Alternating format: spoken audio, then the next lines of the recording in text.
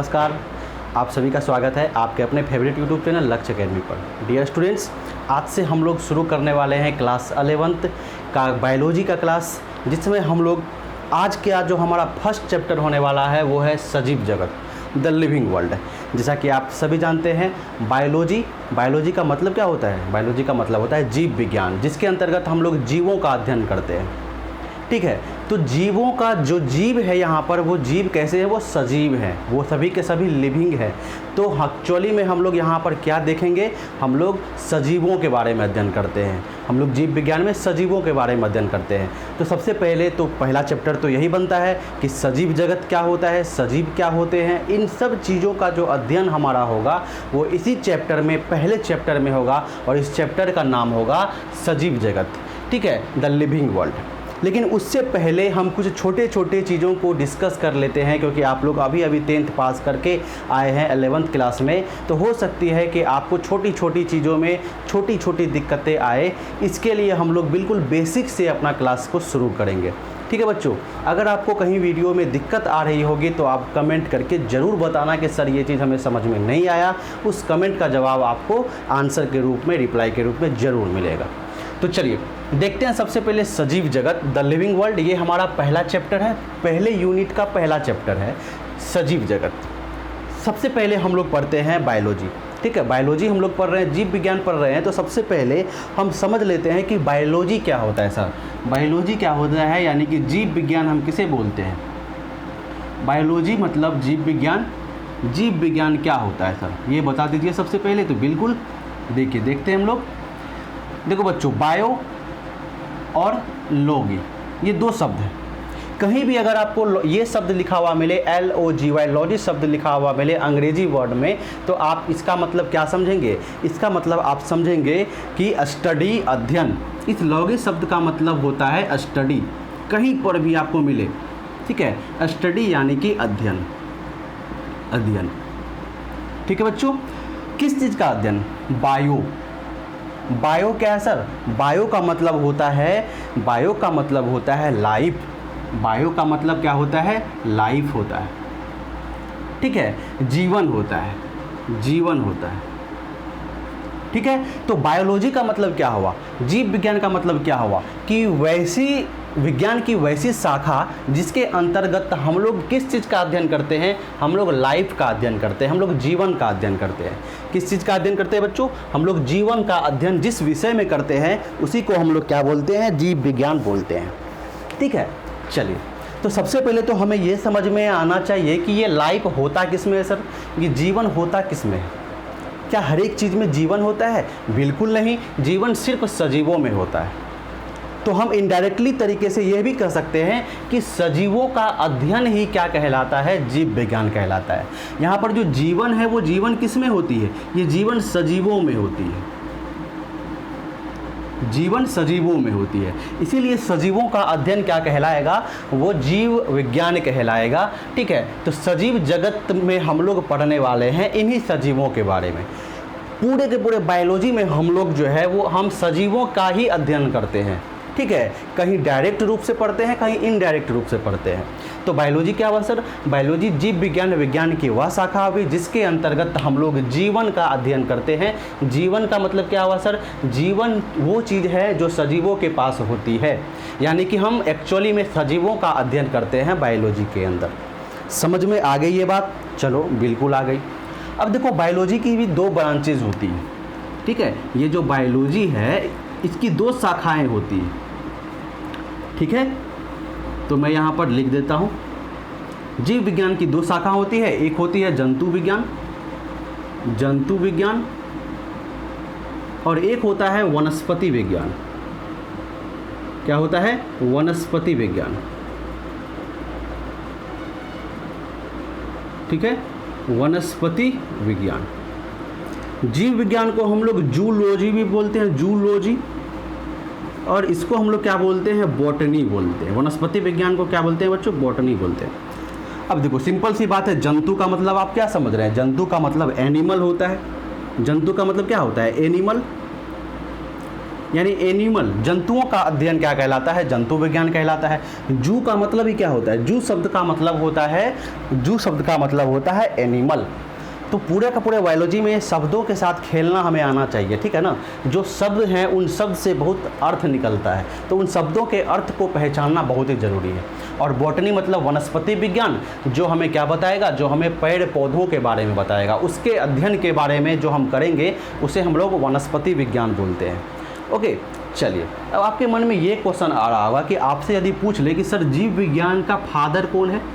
Father of biology, यानी कि जीव विज्ञान के बारे में चर्चा सबसे पहले किस वैज्ञानिक ने शुरू की थी? तो इसका नाम आप बिल्कुल याद रख लेंगे। इस वैज्ञानिक का नाम था अरस्तु, जिसको हम लोग अंग्रेजी में इस तरह से बोलते हैं, एरिस्टोटल।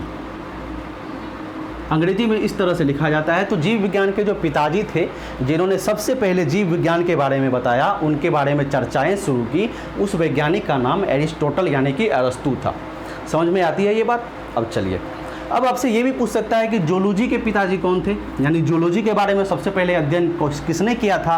तो एक्चुअली में अरस्तु ने जो बायोलॉजी का अध्ययन शुरू किया था वो उन्होंने किसके बारे में बताया था? जंतु विज्ञान के बारे में बताया था।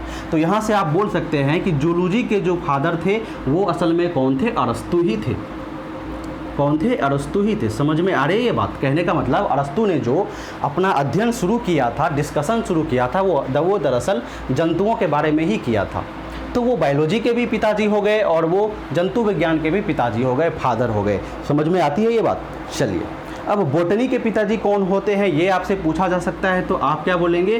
थियोफेरेस्टस। थियोफेरेस्टस जो हैं नाम के वैज्ञानिक जो हैं ये किसके? तो बॉटनी के क्या थे? ये जनक थे, बॉटनी के जनक थे, वनस्पति विज्ञान के। देखो बच्चों, मैं जो भी आपको पढ़ा रहा हूँ ये बहुत इंपॉर्टेंट है। आप किसी भी चीज़ को हल्के में नहीं लेना, नहीं तो ये सब्जेक्ट आपको हल्का में ले लेगा, ठीक है। आप चाहे 11th क्लास में हैं और यदि आप मेडिकल की तैयारी करने वाले हैं, आप डॉक्टर बनना चाहते हैं या पैरामेडिकल के एग्ज़ाम देना चाहते हैं, किसी भी तरह का या आपका बायोलॉजी में इंटरेस्ट है, तो मैं आपसे वादा करता हूं कि आपको मैं इस बायोलॉजी सब्जेक्ट का आपको महारत हासिल करवा दूंगा। लेकिन उसके लिए आपको हमारे साथ, मेरे साथ, इस चैनल के साथ जुड़ना होगा और अपने दोस्तों को भी बताना होगा, ठीक है। तो ज़्यादा से ज़्यादा दोस्तों को भी ज़रूर आप शेयर करेंगे इस वीडियो के लिंक को और ज़्यादा से ज़्यादा स्टूडेंट्स को जोड़ेंगे हमारे चैनल से। तो आपके साथ साथ बहुत सारे बच्चे जो हैं वो घर बैठे हमारे वीडियो को देखकर अपनी तैयारी को एक नया आयाम दे सकते हैं और ये सब बिल्कुल फ्री है बच्चों, ठीक है। तो ऐसा नहीं है कि आपका सिर्फ 11th का तैयारी हो रहा है। आप यदि किसी कंपटीशन की तैयारी करते हैं तो फिर भी आपके लिए ये बेस्ट वीडियो लेक्चर बनाया जा रहा है, ठीक है। तो इसको आप हल्के में बिल्कुल मत लें, ठीक है। चलिए, तो मैंने आपको अभी बायोलॉजी बताया। बायोलॉजी जीव विज्ञान क्या है? तो सजीवों का अध्ययन, जीवन का अध्ययन क्या कहलाता है? जीव विज्ञान कहलाता है। इसके जनक कौन थे? तो एरिस्टोटल थे, ठीक है। बायोलॉजी का 2 ब्रांच होता है, एक जूलॉजी होता है, एक बॉटनी होता है। जूलॉजी में जंतु विज्ञान होती है, जंतुओं के बारे में अध्ययन करते हैं। वनस्पति में हम लोग पेड़ पौधों के बारे में अध्ययन करते हैं। जूलॉजी के जो जनक थे वो भी अरस्तु थे और वनस्पति विज्ञान के जो थे जनक, वो उनका नाम क्या था? थियोफेरेस्टस था। क्या था? थियोफेरेस्टस था। चलिए, अब आपसे ये भी कभी कभी पूछ लिया जाता है अलग अलग परीक्षाओं में कि बायोलॉजी शब्द सबसे पहले किसने दिया था, ठीक है। बायोलॉजी शब्द जो है, बायोलॉजी शब्द सबसे पहले किन वैज्ञानिकों ने यूज किया था, ये नाम किसने दिया था, तो ये भी आपसे पूछा जा सकता है। तो आप बोलेंगे लेमार्क एवं ट्रेविरेनस, ठीक है बच्चों। क्या बोलेंगे? लेमार्क एवं ट्रेविरेनस, लेमार्क एवं ट्रेविरेनस, ठीक है। हिंदी में भी आप लिख लेंगे तो इसको इस तरह से लिख सकते हैं, कोई ज़्यादा ये वाली बात नहीं है। लेमार्क और ट्रेविरेनस, इन 2 वैज्ञानिकों ने मिलकर क्या किया था? ये बायोलॉजी शब्द का इस्तेमाल किया था। बायोलॉजी वर्ड जो देने का काम किया था, वो वैज्ञानिक का नाम क्या है? लेमार्क और ट्रेविरेनस, ठीक है। चलिए, तो अब देखो, मैंने आपको क्या बताया कि पूरा का पूरा बायोलॉजी में हम लोग सजीवों के बारे में ही पढ़ने वाले हैं, कहीं डायरेक्ट रूप से, कहीं इनडायरेक्ट रूप से। इस चैप्टर में हम लोग डायरेक्ट रूप से सजीवों के बारे में अध्ययन करेंगे। हमारा पहला चैप्टर है, बहुत ही इंपॉर्टेंट है, बिल्कुल बेसिक से आपको समझना है, पूरा बायोलॉजी में आपको काम आने वाला है।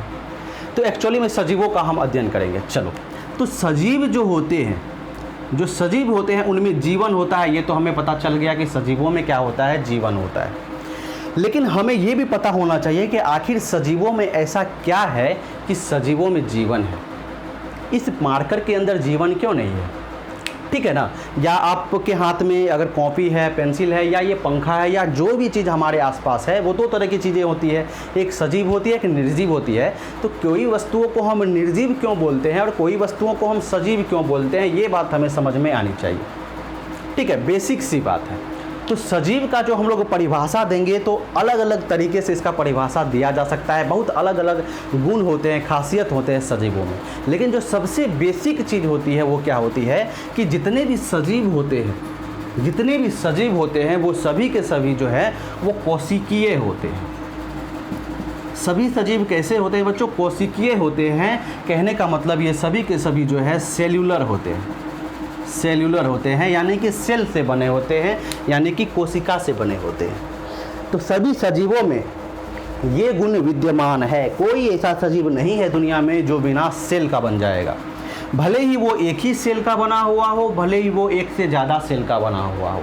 अगर वो एक ही कोशिका से बना हुआ है तो उसे हम लोग एक कोशिकीय जीव बोलते हैं। क्या बोलते हैं बच्चों? एक कोशिकीय जीव बोलते हैं, यूनिसेलुलर। ठीक है ना, यूनिसेलुलर। और यदि वो एक से अधिक कोशिका से बने हुए हैं तो उन्हें हम लोग क्या बोलते हैं? बहुकोशिकीय जीव बोलते हैं। क्या बोलते हैं? बहुकोशिकीय जीव बोलते हैं, यानी कि मल्टी सेलुलर बोलते हैं। ठीक है। तो आप बोलेंगे कि सर सजीव का जो परिभाषा है वो क्या है? तो हम बोलेंगे सजीव वो होते हैं जिनके अंदर सेल पाए जाते हैं, कोशिका पाई जाती है। लेकिन ये एकमात्र परिभाषा नहीं है। बायोलॉजी में हम लोग सजीवों का जो परिभाषा देते हैं वो एक ब्रॉड चीज़ है। बहुत सारे चीज़ों से हम लोग परिभाषित करते हैं सजीवों को। लेकिन एक बेसिक चीज़ आपको समझ में आनी चाहिए कि कोशिका ही एक बेसिक यूनिट है, इकाई है सजीवों के शरीर का। ठीक है। अगर हम लोग खुद की बात करें, मानव की बात करें, हम लोग बहुकोशिकीय जीव हैं। तो हम लोगों के शरीर में क्या है बच्चों कि हम लोगों के शरीर में हमारा जो शरीर है वो एक ही कोशिका से बनना शुरू हुआ था। हर एक सजीव जो बहुकोशिकीय जीव आपको दिख रहे हैं, जिनमें बहुत सारे कोशिका से बने हुए उनके शरीर हैं, उनका जीवन भी एक कोशिका से ही शुरू हुआ था। और उस कोशिका को हम लोग युग्मनज बोलते हैं। उस कोशिका को हम लोग क्या बोलते हैं? युग्मनज बोलते हैं, यानी कि जायगोट बोलते हैं। ठीक है। यही जायगोट में क्या हुआ? बार बार कोशिका विभाजन हुई। कोशिका विभाजन वह प्रक्रिया है जिसके द्वारा एक कोशिका अपने संख्या को बढ़ा लेता है। तो बार बार संख्या बढ़ाई गई। पहले एक ही कोशिका था, अब ये कोशिका से क्या हो गए? बहुत सारा संख्या बढ़ाया गया। तो इस एक कोशिका से जो जीव हैं वो बहुकोशिकीय बन गए। ठीक है। एक कोशिका से एक कोशिका है, ये क्या है आपका? ये एक कोशिका है। इसी एक कोशिका से हमारा शरीर विकसित होना शुरू हुआ। बहुत सारे कोशिका बन गए। तो हमारे शरीर में बहुत सारे जब कोशिका के समूह बन गए तो वो उत्तक का निर्माण करने लगे। वो क्या बन गए? उत्तक बन गए, यानी कि टिश्यू बन गए। और ये सभी टिश्यू अलग अलग हमारे शरीर में अलग अलग जगह ये टिश्यू उत्तक मौजूद हैं जो अलग अलग तरह के अंग बनाने लगे, ऑर्गन बनाने लगे। ठीक है। जैसे हमारा हार्ट है, हमारा हृदय है, हमारी किडनी है, हमारी मांसपेशियां हैं, जितनी भी चीज़ है वो सभी कोशिकाओं के समूह से बना हुआ है। यानी वो सभी के सभी उत्तक हैं जो हमारे खास अंग को बना रहे हैं। और ये सभी अंग मिलकर एक तंत्र बना देता है। अगर मानव की बात करें तो मानव तंत्र तैयार हो जाता है। मानव तंत्र तैयार हो जाता है, यानी मानव का एक पूरा का पूरा शरीर विकसित हो जाता है। तो हमारे शरीर में बहुत सारे अंग हैं, हमारे शरीर में बहुत सारे उत्तक हैं, हमारे शरीर में बहुत सारे कोशिकाएं हैं। लेकिन ये सभी के सभी जो कोशिकाएं हैं, उत्तक हैं, अंग हैं, हमारा मानव का तंत्र है, ये सभी बने कहाँ से हैं? तो एक ही कोशिका से बने हैं। तो हमारा शरीर भी एक कोशिकीय ही था। ये इस बात को दर्शाता है बच्चों कि हमारा जो विकास हुआ है वो किसी एक कोशिकीय जीव से ही हुआ है। हमारे जो जनक थे वो लाखों करोड़ों साल पहले वो एक ही कोशिका के थे। समझ में आती है ये बात? तो ये एक बेसिक सी बात मैंने आपको यहाँ पर बताया सजीवों के बारे में। चलिए अब आगे की वीडियो में हम लोग जो देखने वाले हैं नेक्स्ट क्लास में, नेक्स्ट वीडियो में आपको जो मिलने वाला है उसमें हम लोग डिस्कस करने वाले हैं सजीवों के लक्षणों के बारे में, सजीवों के गुणों के बारे में विस्तार से पढ़ेंगे। ठीक है बच्चों? चलिए ये आज का बेसिक क्लास था। आई होप आपको वीडियो पसंद आया होगा। वीडियो को लाइक कीजिए, चैनल को सब्सक्राइब कीजिए और दोस्तों को शेयर करके ज़्यादा से ज़्यादा बताइए। हर एक वीडियो आपको टोटल एक एक वीडियो एक एक सिलेबस का आपको कराया जाएगा पूरा 11th का। ठीक है बच्चों? तो चलिए मिलते हैं फिर से हम लोग नेक्स्ट क्लास।